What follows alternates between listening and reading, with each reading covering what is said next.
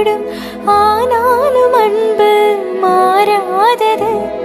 மாலையிடும் சொந்தம் முடி போட்ட பந்தம் பிரிவென்னும் சொல்லே அறியாதது. அழகான மனைவி அன்பான துணைவி அமைந்தாலே பேரின்பமே. மடி மீது துயில சரசங்கள் பயில மோகங்கள் ஆரம்பமே.